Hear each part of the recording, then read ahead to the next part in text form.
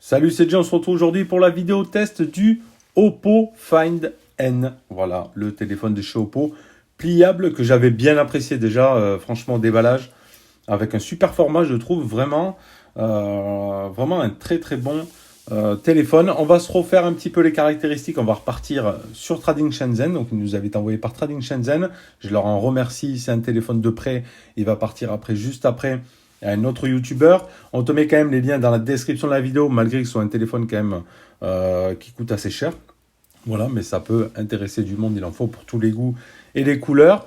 N'hésite pas à t'abonner, c'est pas déjà fait aussi, à cliquer sur la cloche de notif et à mettre un petit pouce bleu si la vidéo t'a plu, bien évidemment.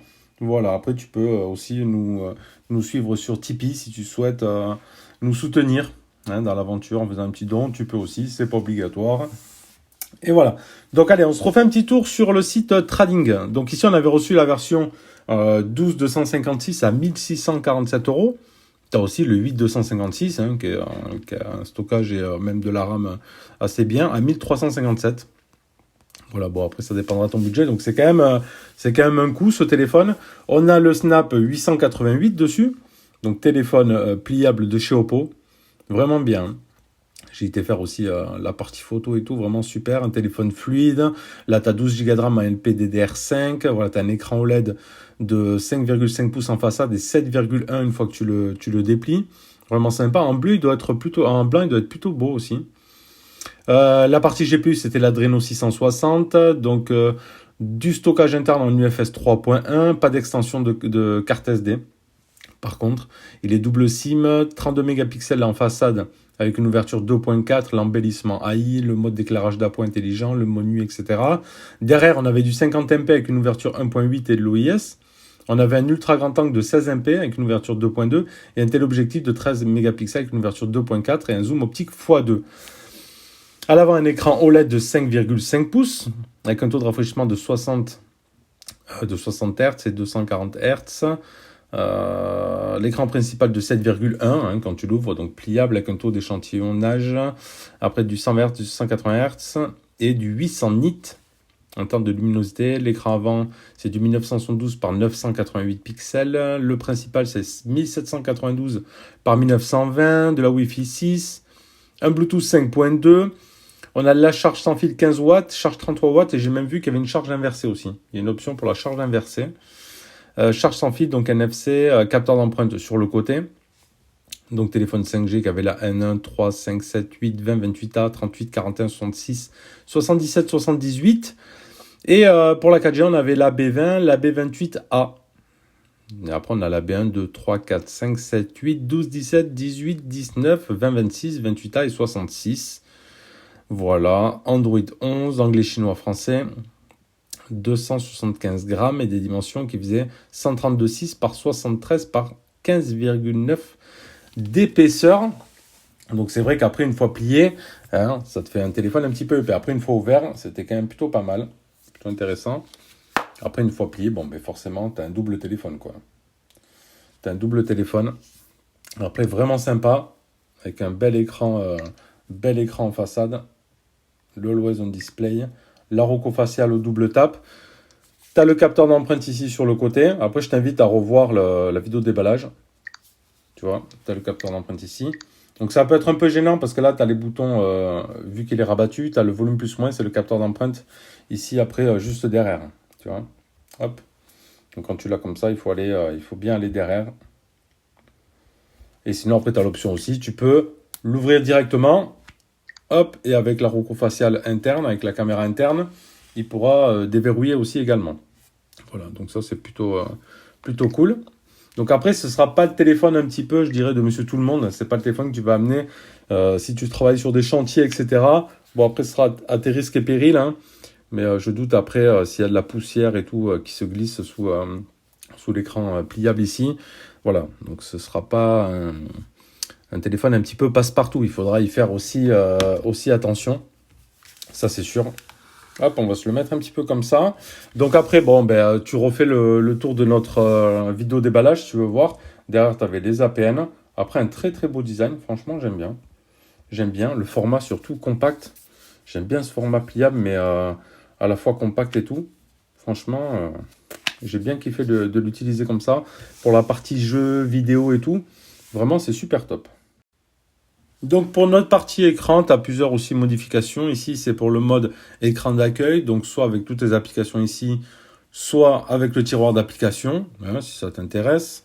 La disposition des applications, le verrouillage, verrouiller l'écran d'accueil. Donc une fois que tu as bien tout paramétré, tu peux le verrouiller pour éviter des fausses manips. Le remplissage automatique des icônes, appuyer 2 fois pour verrouiller ou aussi pour déverrouiller. Effectuer un balayage vers le bas. Après, tu as des gestures, etc. Tu as le soulever pour activer, appuyer 2 fois pour activer l'écran.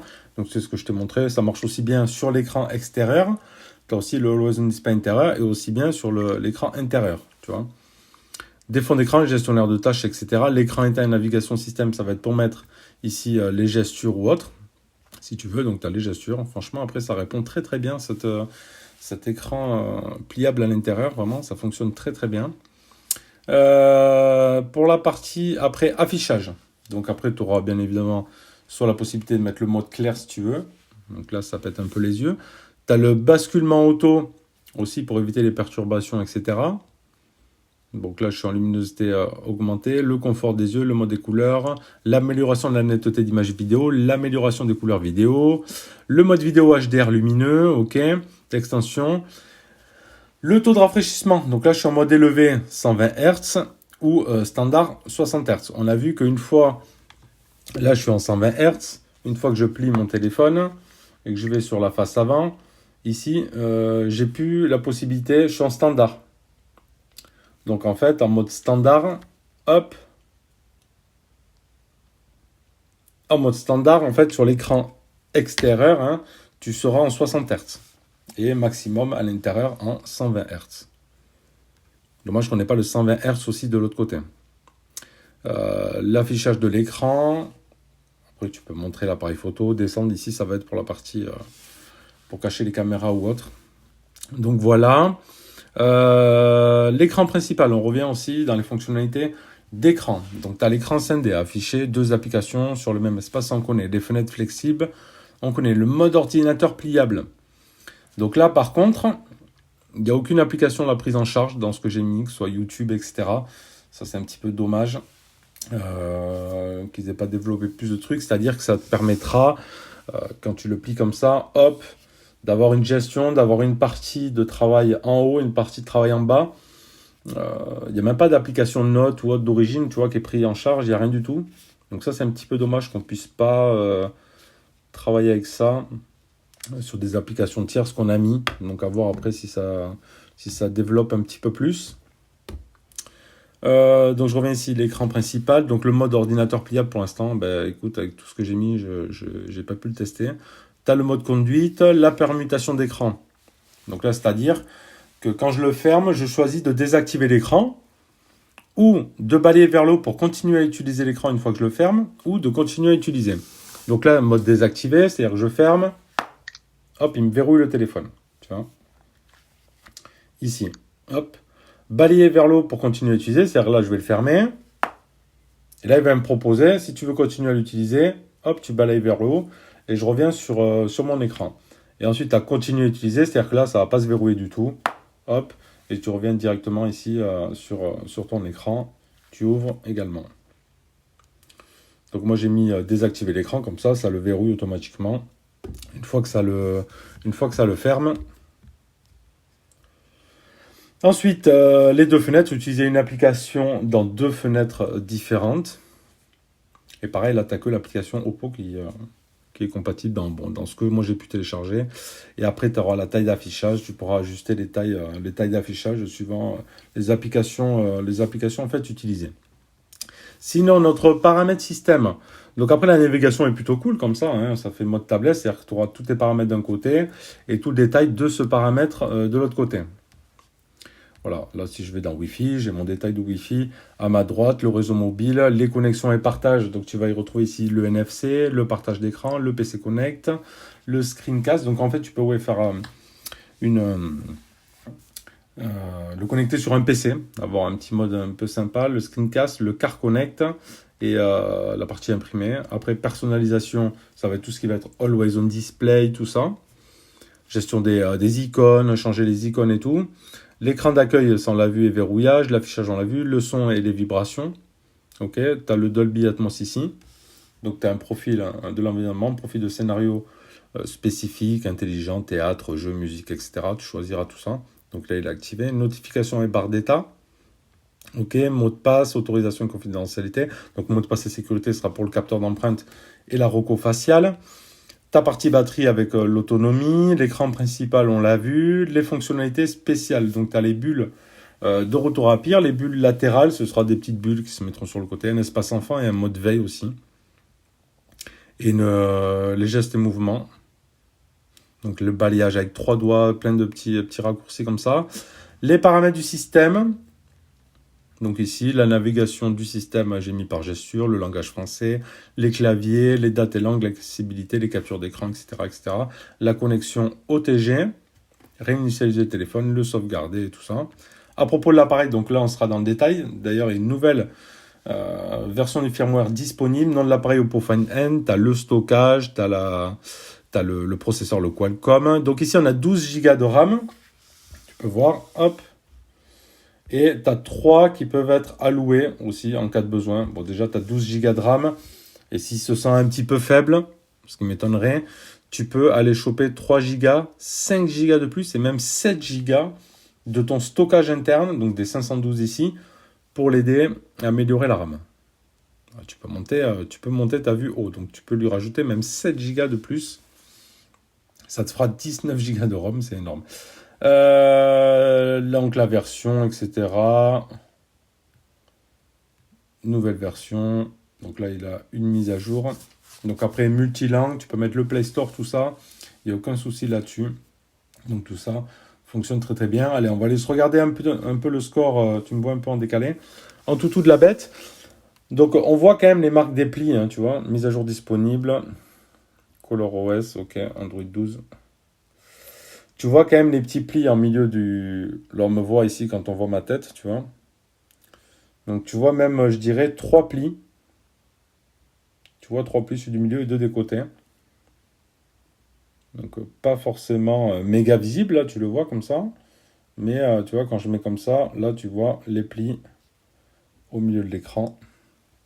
Bon, ben, de toute façon, ça va être dur, on va dire, de l'éviter quand même, cette partie-là. Après, franchement, une fluidité et tout, rien à redire hein, sur Color, ça marche bien. Donc, tu vois ici, j'ai vu que tu avais la charge inversée dessus. Donc, ça, c'est plutôt sympa. C'était pas indiqué sur les caractéristiques. Après, dans les outils, tu as les boussoles, etc., etc. Le clonage du téléphone, le Game Center, les raccourcis Breno, écran d'accueil intelligent. Ici, c'est détecte les appareils à proximité lors du lancement des applications et tout ça. Ok, ça roule. Allez, le petit benchmark du 888. Bon, même si on le connaît, 842 000 points. Là, on est bon. On est sur un téléphone puissant et performant. Il n'y a rien à redire là-dessus. Ce qu'on va faire, on va se lancer un petit Call of. Ah, là, c'est là où on est plutôt sympa quand on joue sur des écrans comme ça. Sur la partie gauche, quand tu balayes, tu le vois, hop, tu as la petite bulle ici du mode jeu. Donc, tu peux bloquer une notification, le Quick Startup, les performances. Setting, ici en haut, tu as le CPU. Tu as directement ici aussi les FPS, le GPU, les modes vidéo, les screenshots, etc. Donc, tout ça, tu as accès, tu vois ici, hop, sur le côté. Donc, c'est plutôt sympa. Tu as après le multitouche ici aussi, l'autoplay. Hop. Donc là, pour la partie jeu, celui-là, il se joue dans ce sens. Tu ne pourras pas mettre ton téléphone, tu vois, dans ce sens-là. Je vais dézoomer un petit peu. Voilà. Alors, le son. On a un bon son stéréo, mais des deux côtés ici. Tu n'auras pas un son en haut. Donc, quand tu le tiens comme ça, tu auras le son ici. Mais c'est quand même plutôt pas mal. Hein. Allez, on se lance un petit jeu. Il y a quand même un bon son, hein, vraiment. Mais là, tu as vu, sur un petit écran comme ça, c'est sympa. Hein. Il y a une bonne prise en main, quoi. Tu vois, c'est pas trop grand. Tu as vite accès à tout. Et franchement, ça tue quand même. J'avoue que là, ça tue. On va essayer de se mettre comme ça un petit peu. Pour jouer. Il y a de super belles couleurs et tout.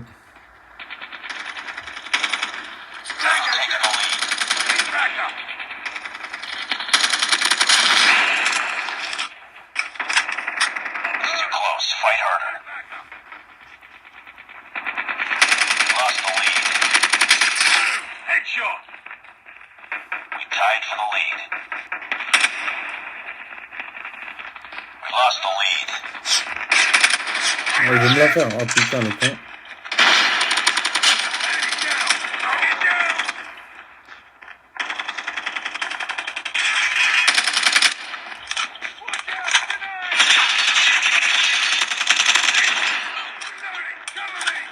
On va leur faire la fête. Et c'est trop agréable, hein, vraiment. Ah, je me suis fait dégommer.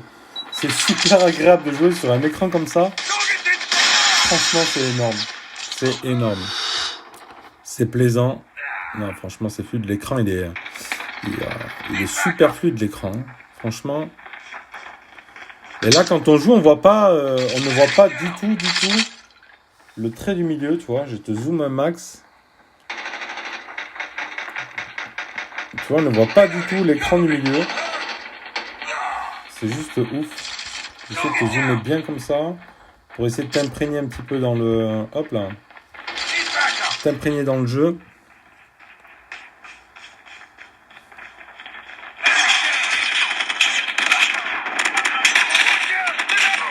Ah, je me suis encore fait dégommer. Non, mais je suis trop pris par le téléphone du coup.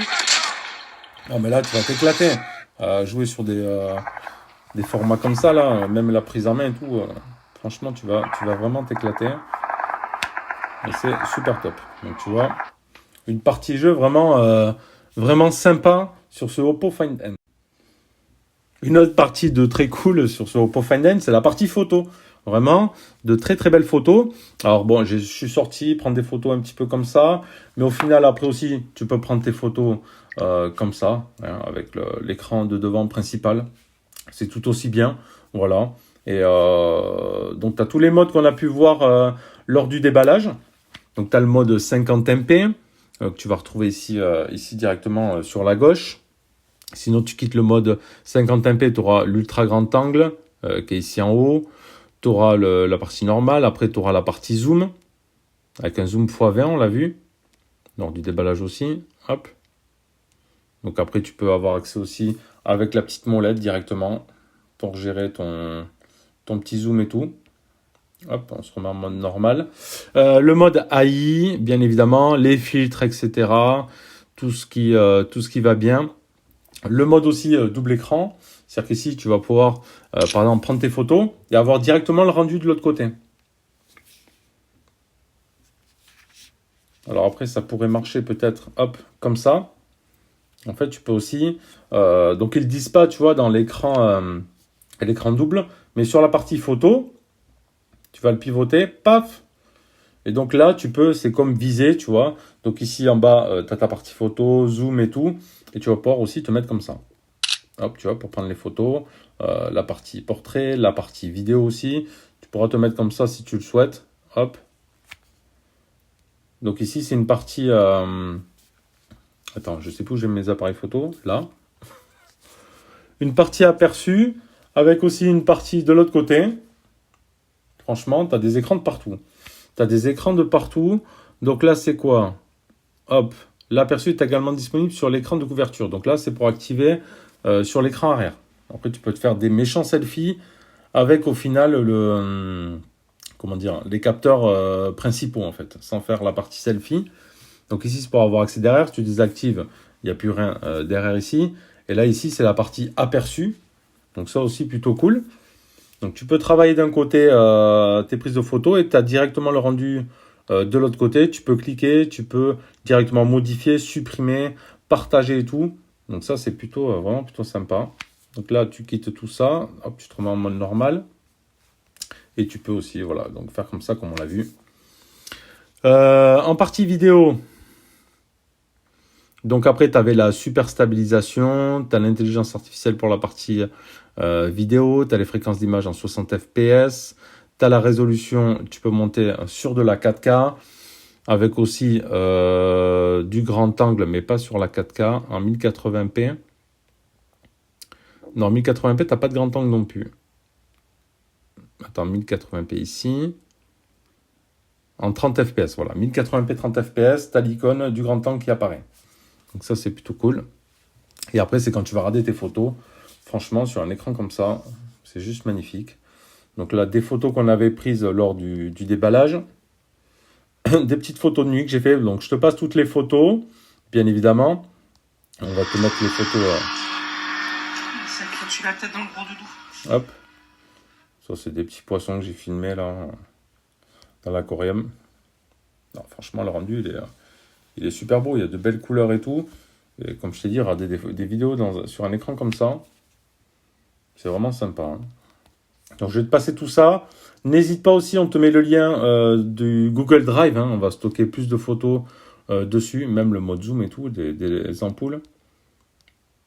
Non, vraiment bonne qualité. Tu vois, la petite partie vidéo que j'ai été faire en selfie. Mais avec la caméra selfie. Hein. Je ne suis pas fait avec la caméra principale. Vraiment plutôt pas mal. Un petit moment, je ne sais pas si on va le voir après, d'obscurité juste sur la partie selfie. Non, partie photo plutôt sympa. Tu prends du plaisir. Ça va, on est sur un Oppo. Et vraiment, ils sont très très bien en partie photo. Allez, je te passe tout ça.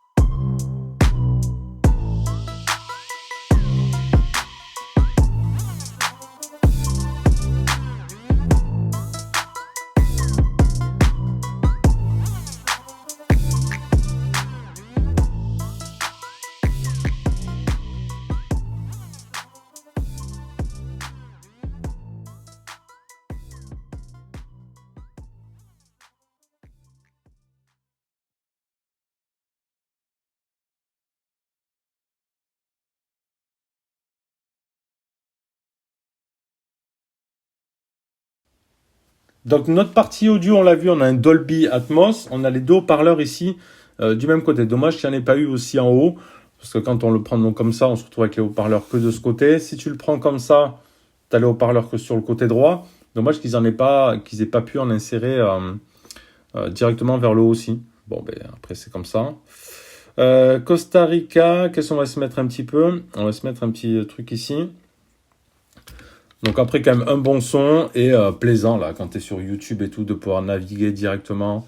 Franchement d'avoir un écran comme ça modulaire c'est vraiment bien. Après comme je te le redis ce serait pas un téléphone pour moi. Voilà, je peux pas l'amener au travail et tout. C'est pour ça que sur la partie autonomie je pourrais pas te faire un méga retour parce que moi je suis artisan. C'est pas un téléphone que j'ai amené déjà, c'est un prêt, c'est pas le mien et trop peur avec les poussières et tout ça. Donc j'ai pas fait de partie en fait autonomie. Je l'ai utilisé que chez moi en extérieur après pour aller faire les photos et tout. Donc ici résolution peut monter à 2160. On va se mettre du son. Donc autant tu peux le mettre comme ça que comme ça aussi. Au final tu peux faire un petit peu comme ça. Là on ne pourra pas zoomer en plein écran sur YouTube. Pour ce faire, ce sera la partie zoom YouTube fonctionne que sur cet écran-là, extérieur. Attends, je te remets. Donc là, je suis en mode normal. Hop, tu vois, la partie zoom plein écran, ce sera que sur ce petit écran extérieur. Bah, c'est déjà vraiment très très beau aussi comme écran, hein, franchement.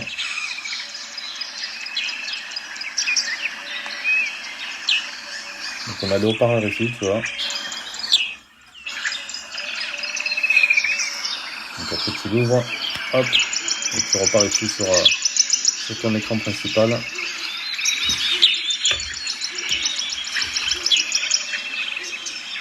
C'est franchement plaisant. Alors le rendu là que je vois sur la caméra et le rendu que je vois est pas tout à fait pareil, hein, tu vois, mais le téléphone ne retranscrive pas exactement ce que l'on voit. Quand on fait des vidéos YouTube, c'est comme ça. Je filme avec un iPhone 12, hein, mais bon, vraiment très très beau, agréable et à l'utilisation, on oublie ses traits, on les voit pas au final, hein, vraiment, même là sur les images, tu aurais du mal à voir les traits. Donc au final, c'est pas super gênant. La partition donc est très bonne avec du Dolby quand même, malgré qu'on aurait aimé aussi en avoir au final de l'autre côté. Mais ça va. Qualité des communications fonctionne bien aussi. Tu as un gros haut-parleur ici, même après en mode ouvert. Mais vraiment là, bon, on va t'appeler, tu vas l'utiliser comme ça. Donc cette partie-là est bonne. La partie réseau aussi. Et donc la partie autonomie, bon voilà, je ne peux pas te faire un retour complet. Je vois qu'il tient bien la charge quand je rentre le soir et tout, je l'utilise, je passe quelques vidéos, un petit peu de jeu, tout ça. Voilà, mais je ne pourrais pas te faire un retour vraiment complet parce que je ne l'ai vraiment pas du tout amené au travail. Hein. Je travaille, comme je dis, je suis artisan, tout ça, et je ne voulais pas vraiment abîmer le téléphone. Donc après, je t'invite à voir, tu verras d'autres vidéos aussi qui te font des retours vraiment sur l'autonomie de ce Oppo Find N. Donc après, vraiment, belle innovation. Innovation. Bon, les téléphones pliables, hein, c'est pas nouveau non plus, tout le monde l'a fait. Mais franchement, du côté de chez Oppo, ça fait plaisir. On avait pu tester le Xiaomi. J'ai eu un Samsung entre les mains. Mais je trouve ce format, d'une part, il est compact. On dirait un mini téléphone, honnêtement. Compact, un beau design arrière du X3 Pro et tout, là. Avec le module caméra un petit peu bombé, comme ça et tout, là, qui pousse bien la forme. Bon, c'est sûr, une fois fermé, c'est épais, tout ça. Mais après, franchement, une fois qu'on l'ouvre, la prise en main, elle est super bonne. Je t'ai dit, tu as vite accès avec toutes les mains, etc. Dommage qu'on n'ait pas, nous, avec ce que j'utilise comme application, plus de possibilités avec l'écran ici comme ça. Hormis la partie photo qu'on a vue, hein, qui va se basculer. On n'a pas essayé. Non, mais avec les paramètres, c'est pareil. Ça ne marche pas non plus. C'est pas fait pour. Mais donc voilà, mais sinon, franchement, un très très bon téléphone. Donc je peux pas conseiller à tout le monde. Mais pour ceux qui ont la possibilité de pouvoir utiliser des téléphones comme ça, hein, sans pouvoir trop les abîmer, bah, franchement, ouais, pourquoi pas. Franchement, une bonne partie photo. Comme je t'ai dit, moi je reste bien sur son format qui est super agréable. Bon, une fois fermé, comme je t'ai dit, tu te perds un petit peu. Tu as le volume plus moins devant, tu as le capteur. Ils auraient peut-être dû le faire en décalé. Au final, peut-être monter un peu plus le volume plus moins. tu vois ici, et laisser place au capteur d'empreinte, au lieu d'avoir les deux qui se chevauchent un petit peu comme ça. Donc au final, bon, j'appuie pas sur les volumes, mais bon, hop, ils auraient peut-être pu le décaler. Voilà. Après, une fois ouvert, donc tu te retrouves avec le volume à gauche. Au début, tu te perds un petit peu parce qu'il est fermé, tu as le volume là. Après, quand tu l'ouvres, au début, putain, tu cherches les volumes. Non, mais non, du coup, il est parti de l'autre côté parce que l'écran se plie et tout. Mais voilà. Après, franchement, une bonne conception. À première vue, comme ça. Ça a l'air costaud. Après, à voir dans le temps, c'est toujours pareil, hein, cette technologie. À voir dans quelques mois, dans quelques années, l'état du téléphone, comment la charnière travaille. Voilà, parce qu'ils font des tests, c'est sûr. Mais vraiment, après, il faut le voir aussi dans le temps. Ouais, voir un petit peu ce que ça donne. Mais sinon, honnêtement, vraiment un très très beau téléphone de la part d'Oppo sur ce modèle Find. J'espère qu'ils sortiront, bon, je pense pas, ou avoir peut-être à l'avenir, le prototype qu'on avait vu de l'écran vraiment qui se déroule là, sur un Oppo qui était magnifique. Et il faudra voir ça. Bon, en tout cas, merci d'avoir suivi la vidéo. N'hésite pas à mettre un petit pouce bleu, bien sûr, si la vidéo t'a plu, à t'abonner si ce n'est pas déjà fait. Tu cliques sur la cloche de notif, il y a pas mal de téléphones qui arrivent. Donc là, moi, j'avais reçu, tu as vu, le Xiaomi 12 et 12 Pro. Donc je vais attaquer par le 12 Pro parce qu'il était réservé par un tipeur. Voilà, n'hésite pas à nous dire ce que tu penses de ce Oppo Find N. Bon, voilà, design tout, très joli, vraiment très beau à utiliser tout ça. Est-ce que toi, tu aurais l'utilité? Est-ce que c'est un téléphone que tu prendrais pour toi, pour ton utilisation? À voir. Fais-nous ton petit retour. Et merci de m'avoir suivi. Et je te dis à bientôt pour une prochaine vidéo. Tchuss.